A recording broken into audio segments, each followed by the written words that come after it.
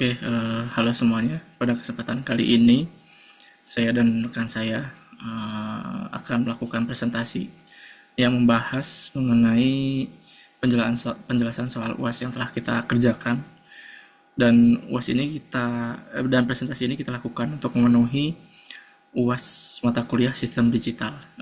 Di sini sebelum kita memulai presentasinya, izin memperkenalkan diri.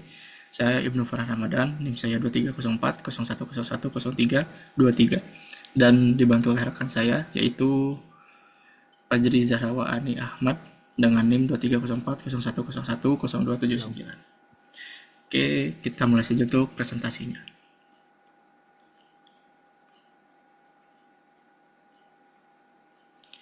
Oke, di sini untuk presentasinya itu ada 3 soal ya. Di sini kita mulai untuk soal yang pertama terlebih dahulu, yaitu sebuah sistem digital menggunakan 4 bit carry ripple adder untuk menjumlahkan dua bilangan biner. Yang pertama ada X sama dengan 1011 dan Y sama dengan 0111. Di sini ada beberapa poin pertanyaannya, yaitu tunjukkan proses penjumlahan biner menggunakan half adder dan full adder.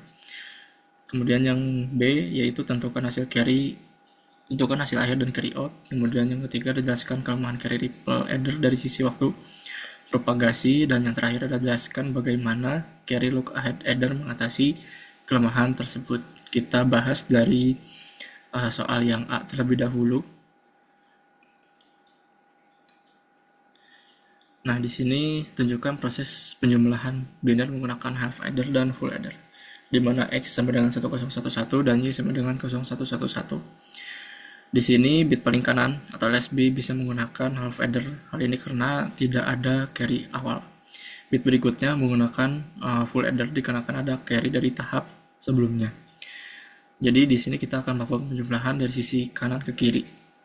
Bit 0 yaitu di sini 1 plus 1. Jika dilakukan half adder maka sum sama dengan 0 dan carry-nya sama dengan 1. Kemudian bit ke 1 yaitu di sini 1 ditambah 1 ditambah carry 1 dari penjumlahan bit paling kanan.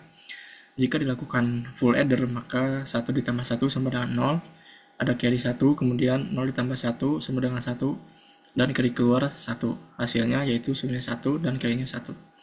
Kemudian di sini untuk bit kedua yaitu yang ini ya, full adder di sini, dan penjumlahnya yaitu 0 ditambah 1 sama dengan 1 plus carry-nya 1 sama dengan 0, dan hasilnya adalah sum 0 dan carry-nya 1. Kemudian bit ketiga atau bit yang terakhir di sini full adder, 1 ditambah 0 sama dengan 1, 1 ditambah carry 1 sama dengan 0, dan carry-nya 1. Dan hasil akhirnya yaitu sum 0 dan carry out-nya 1.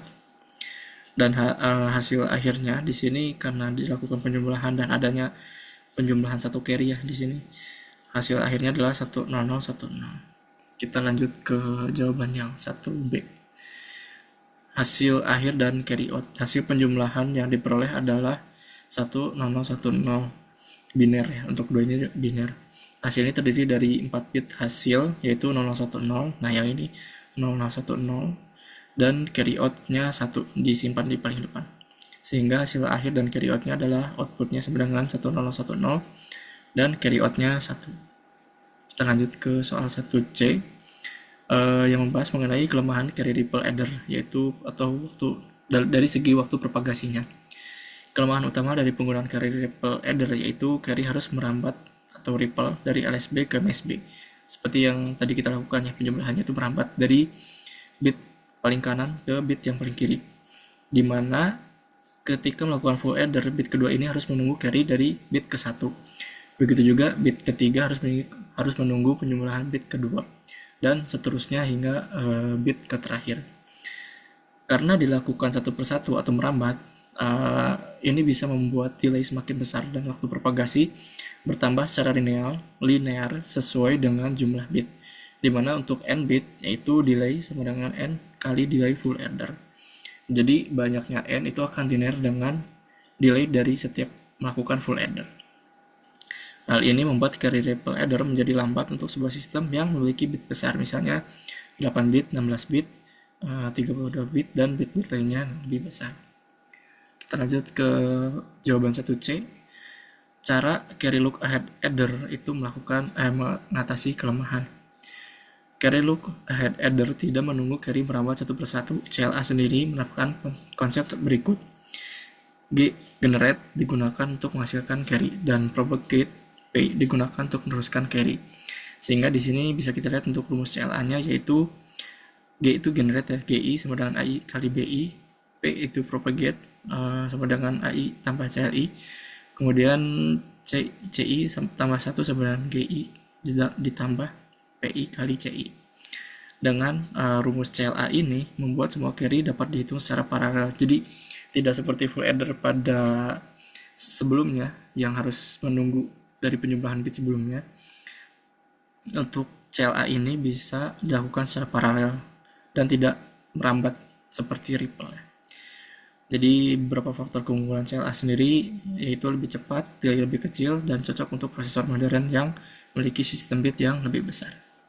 Oke, kita lanjut ke soal yang nomor 2. Di sini soal nomor 2 yaitu ditanyakan mengenai diketahui sebuah shift register 4 bit awalnya bernilai 0000. Data serial 1011 dimasukkan dengan clock aktif. Poin A, tunjukkan isi register setelah setiap pulsa clock. Kemudian yang B, jelaskan perbedaan serial dan paralel data transfer. Dan yang C, jelaskan mengapa program counter menggunakan counter sinkron. Kita bahas dari soal nomor 2 poin pertama ya. Menunjukkan isi register setelah setiap pulsa clock. Nah, ini yang kita ketahui nilai awalnya adalah clock 0 sama 0, 0, 0, 0, 0.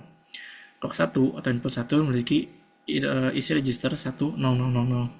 Kemudian clock 2 input 0 memiliki isi register 0, 1, 0, 0. Kemudian clock 3 inputnya 1 memiliki isi register 1, 0, 1, 0. Dan clock 4 input 91 memiliki isi register 1, 1, 0, 1. Sehingga dari input masing-masing clock ya, dari clock 1 sampai clock 4. Di sini kita lihat dari tabelnya, dari pulsa clock dan input serialnya dan isi registernya. Di sini bisa kita lihat hasilnya untuk masing-masing isi register setelah pulsa clock. Kemudian untuk 2B akan dilanjutkan oleh rekan saya, Fajri. Silahkan Mas Fajri.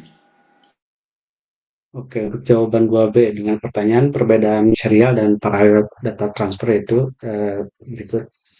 Untuk serial data transfer ini memiliki beberapa karakteristik. Yang pertama ada secara data itu dikirim satu bit tuh setiap clock. Kemudian menggunakan satu jalur data dan untuk serial ini lebih lambat gitu dan cocok untuk jarak jauh gitu untuk misal seperti komunikasi. Secara contoh seperti 1011 dikirim dengan cara satu dikirim, kemudian 0, kemudian satu, kemudian satu gitu. Jadi serial yaitu beruntut gitu. Nah, sedangkan untuk parallel data transfer sendiri ini memiliki karakteristik seperti semua bit ini dikirim secara bersamaan gitu, tanpa harus menunggu satu bit dulu yang dikirim gitu. Kemudian menggunakan banyak jalur gitu untuk secara penyesuaian dengan jumlah bit yang dikirim gitu. Dan secara apa ya aktivitas ini lebih cepat gitu dibanding serial data transfer. Cocok juga gitu untuk jarak pendek gitu. Contoh antar sistem dalam komputer. Contohnya adalah bit 1011 gitu dikirim gitu secara sekaligus gitu dalam satu clock.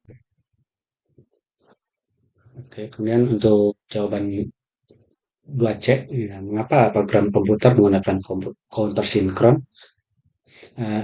Mengapa program counter menggunakan counter sinkron? Gitu. Ya, mungkin alasannya adalah si program counter ini counter sinkron ini digunakan dalam CPU gitu untuk menyimpan alamat instruksi berikutnya yang bertambah satu gitu setiap siklus clocknya. Gitu. Alasan-alasannya ini adalah pertama ada semua flip-flop ini dipicu oleh clock yang sama gitu. Jadi membuat perubahan terjadi bersamaan. Kemudian penggunaan counter sinkron juga memastikan tidak adanya delay yang berantai. Terus yang kedua ada lebih cepat gitu, dan stabil juga. Tidak seperti counter yang asinkron atau counter ripple. Nah, penggunaan counter sinkron ini membuat program komputer yang berjalan tidak mengalami delay gitu secara propagasi antar flip-flop. Nah, ini yang terakhir ada memiliki tingkat presisi gitu yang sangat tinggi dalam menentukan alamat instruksi gitu. Secara kesalahan kecil timing dapat menyebabkan CPU ini membaca instruksi yang salah gitu. Nah, berikutnya untuk soal terakhir, soal 3, ada di apa ya? Disebutkan gitu, diberikan data 8 bit ya, 0011110001 yang disimpan menggunakan Hamming code. Adapun beberapa poin yang ditanyakan itu penentuan jumlah bit pemeriksa, terus itu penjelasan prinsip penempatan bit pemeriksa, kemudian jika sindrom error adalah 0110, jelaskan artinya. Yang pertama mungkin yang poin 3A, penentuan jumlah bit pemeriksa. Nah, ini ada rumusnya ya, yaitu 2 pangkat R lebih dari atau sama dengan M tambah R tambah 1, di mana M adalah jumlah bit data. Di sini yang tadi disebutkan jumlah bit datanya ada 8. Kemudian R adalah jumlah bit pemeriksa gitu. Mungkin kita coba gitu untuk penentuan nilai R. Sorry, kita permisalan untuk nilai R. Misal R-nya adalah 3, maka 2 pangkat 3 sama dengan 8. Sehingga 8 lebih dari kurang dari 8 tambah 3 tambah 1 sama dengan 12. Nah, ini true atau false gitu. Sudah sesuai atau belum gitu. Ternyata belum sesuai gitu nilai R-nya. Nah, kemudian misal R-nya adalah 4, maka 2 pangkat 4 sama dengan 16, sehingga 16 lebih dari atau sama dengan 8 tambah 4 tambah 1, itu 13. Nah, di sini kan sudah sesuai gitu secara nilainya gitu, lebih besar dan sama dengan yang disebutkan rumus sebelumnya gitu. Sehingga untuk bit pemeriksa yang diperlukan adalah 4 bit dan total panjang code nantinya adalah 8 data plus 4 parity. Jadi 12 bit ya totalnya. Oke, untuk 3B ini ada prinsip penempatan bit pemeriksa gitu. Di sini bit pemeriksa ini ditempatkan pada posisi yang kedua gitu kan. Jadi ada keterangannya ditabelkan ini, di mana posisi satu ada P1, 2 P2, dan bit 4 ini ada P3, terus posisi 8 itu ada P4. Sedangkan posisi lainnya diisi bit data. Adapun untuk pola penempatannya seperti ini, terdiri dari 12 bit gitu yang tadi disebutkan sebelumnya. Di sini ada 12 bit, kemudian 8 data dan 4 parity gitu. Dan 4 parity ini yang tadi, maka akan seperti pada tabel di sini. Jadi posisinya ini untuk si parity ini ada di sini gitu kan. P, P, P gitu lah. Seperti itu. Untuk ini. Terus di tabel yang tadi terlihat gitu untuk setiap parity bit ini memeriksa posisi tertentu gitu berdasarkan representasi binar posisi. Nah, contohnya untuk P1 gitu menerima posisi dengan bit LSB dengan 1. Kemudian P2 memeriksa posisi dengan bit kedua. Gitu. P4 memeriksa bit dengan posisi ketiga sama 1. Gitu. Dan P8 memeriksa posisi dengan bit